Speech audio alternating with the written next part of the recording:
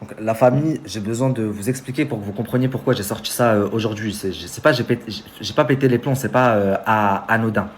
Euh, ça fait un an, tous les 3 mois, il y a une nouvelle personne qui sort qui croit me mettre la pression avec cette vidéo. Mais aujourd'hui, vous allez tout comprendre, j'en ai plus rien à foutre.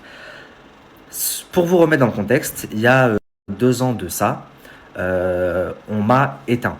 Donc j'en arrive à un point où ça fait un an et quelques, un peu plus d'un an, où à chaque fois que je crée un Snapchat et un Instagram, ça saute. Boum, je crée un Snap, ça saute. Je crée un Instagram, ça saute.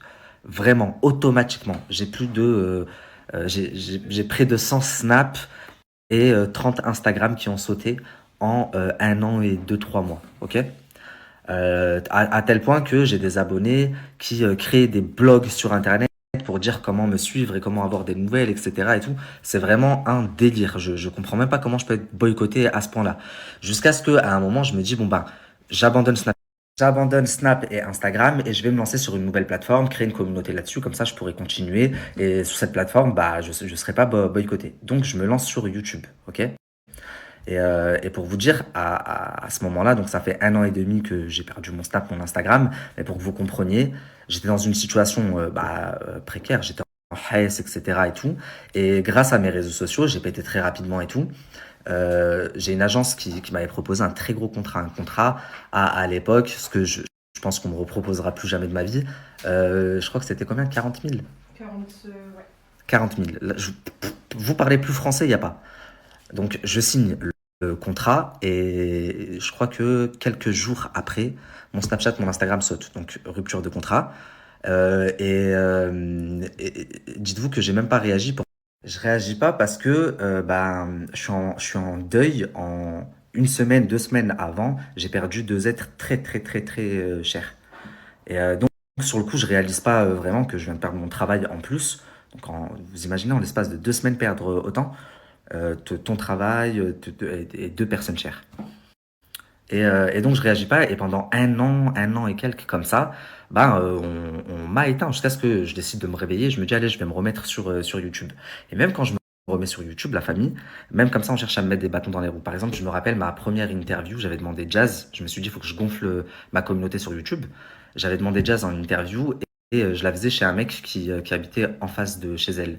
Bah, même ça, je me rappelle à l'époque, Maeva et tout, elles avaient appelé le mec en disant comment ça, Nabil il fait son interview chez toi et Jazz elle vient chez toi, nanani, nanana. Enfin, même alors qu'on m'avait éteint, on cherchait à encore plus m'éteindre. Vous comprenez ou pas? Et au même moment arrive ce délire de ce dossier. Donc ce dossier de sorcellerie, machin, etc. Je vois que ça prend une ampleur phénoménale, gros buzz. C'est Marc Blatta qui en est enfin qui en est l'auteur, qui le sort. Et au bout de quelques jours, donc j'observe un petit peu de loin, je me renseigne et tout, parce que ça reste quand même mon taf, même si on m'a éteint, je suis quand même très très bien informé. Et je regarde de loin et je vois qu'en quelques jours, bah, la sphère médiatique, tout le monde change de version. Marc Blatta, il va changer de version, il va dire qu'en fait, Carla, enfin, on l'a forcée, on l'a frappée. Il y a une photo d'elle avec un cocard qui sort. Il dit qu'on lui fait de l'extorsion de fonds depuis 2 ans. À TPMP, pareil, je vois qu'on essaye de la couver un peu, de la protéger. Donc, enfin, moi, je comprends très très vite que il cherche à la protéger. Et donc, c'est là où je me dis, je vais avoir le fin mot de cette histoire. Et donc, je commence à enquêter. À ce moment-là, je suis à Dubaï. Et dès que je rentre en France, je contacte la sorcière qui est impliquée à ce moment-là, la voyante, appelez ça comme bon vous semble.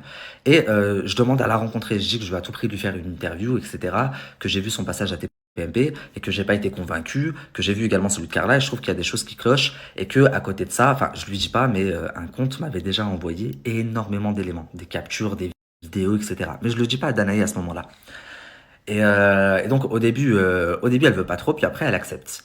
Elle accepte. J'appelle ma boîte de production et je leur dis. Donc là, écoutez, vous allez comprendre pourquoi je vous ai dit, enfin pourquoi j'ai sorti cette vidéo aujourd'hui. Donc ma boîte de production, et je leur dis, les gars, on part interview avec Danae, truc de ouf et tout. J'ai réussi au moment du buzz, elle va nous donner sa version parce qu'au final, on n'a pas eu vraiment sa version. Venez, on y va. Ils me disent, ok, trop, trop bien, vas-y. On fixe une date, donc on fixe une date, et quelques jours après, je commence à recevoir des menaces, des vraies menaces, la famille. des gens qui m'appellent, des têtes sur Paris et tout, que je connais un peu, et qui me disent, ouais, et ça me choque parce qu'ils me parlent de ça, ils me disent, ouais, tel jour, tu dois aller à Marseille. Je dis, ouais, comment tu sais? Ouais, n'y va pas là-bas, ça va te découper la tête et tout. Et j'ai tous les enregistrements, tout. Les menaces, elles sont allées jusqu'à où? Elles sont allées jusqu'à m'envoyer des photos de ma mère sur la tête de moi. Et j'ai tout gardé, ok? Donc au début, on cherche à me mettre des pressions. En mode, cherche pas à enquêter, va pas plus loin, quoi. Et moi, donc ma boîte de production, ça leur met une coup de pression à eux directement là-bas sur Paris, ça va dans leur bureau.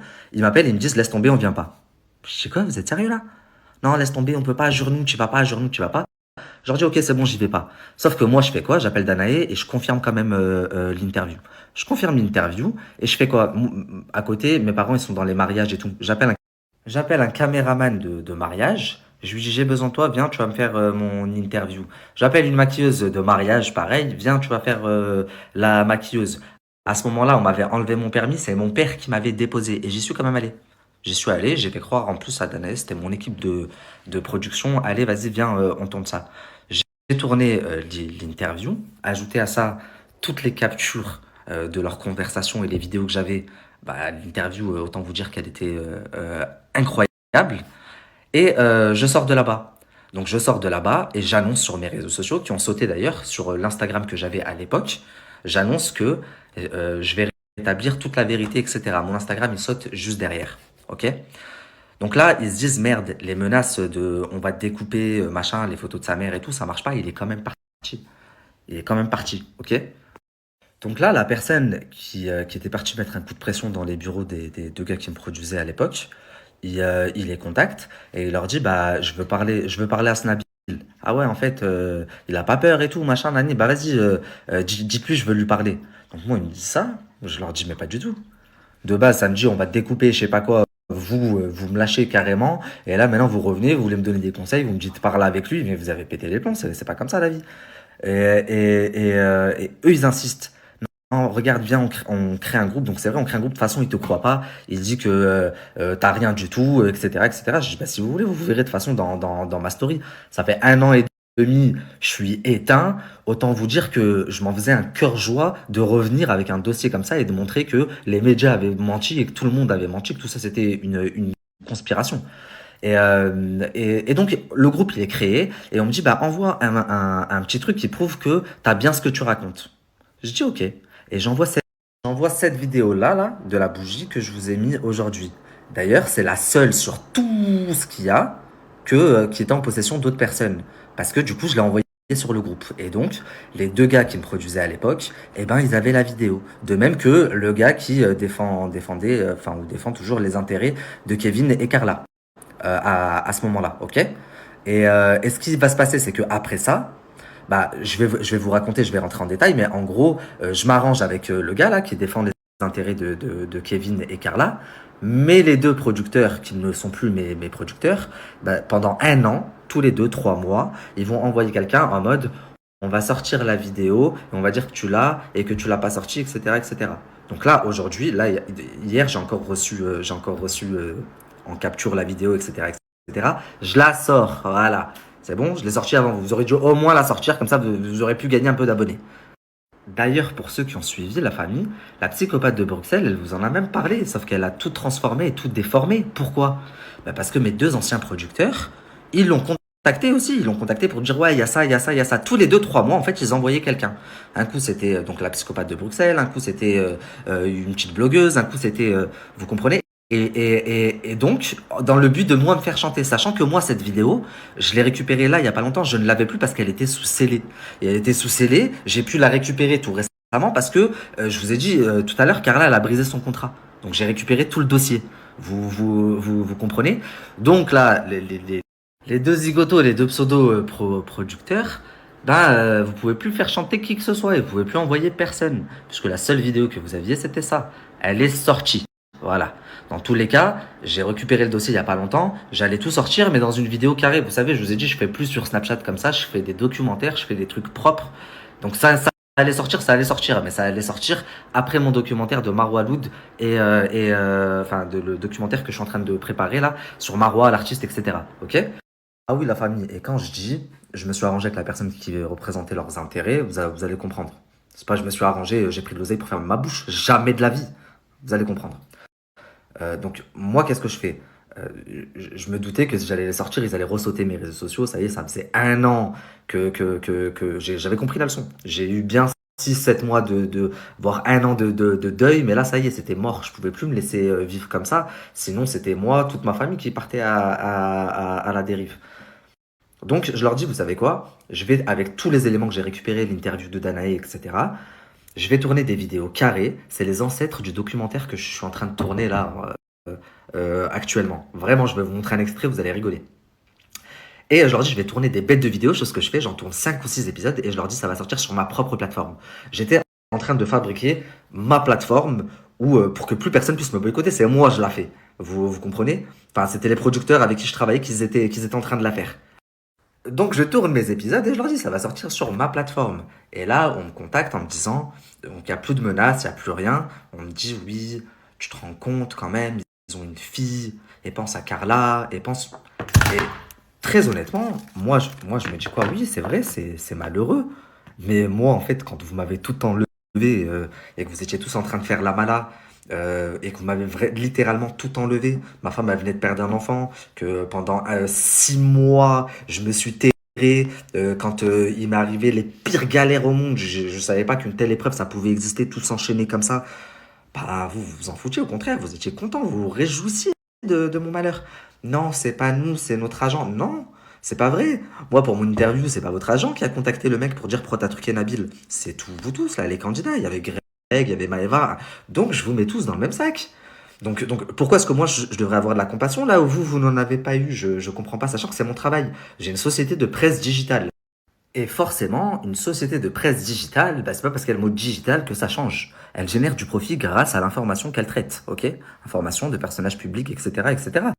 Donc, je suis désolé, mais non, c'est mon métier et c'est un sujet que j'ai décidé de traiter où je me suis rendu compte que bah, il y avait peut-être de la corruption dans les médias ou je sais pas, mais en tout cas, beaucoup de personnes s'étaient démenées pour taire certaines choses que moi je souhaite mettre en avant et puis voilà et c'est mon taf et si on doit aller en procès bah c'est pas grave il y a énormément de gens comme enfin de presse comme public etc. À chaque fois, ils sortent des articles sur des personnalités, ils se mangent un procès. Des fois, ils gagnent, des fois, ils perdent. C'est le jeu, c'est comme ça.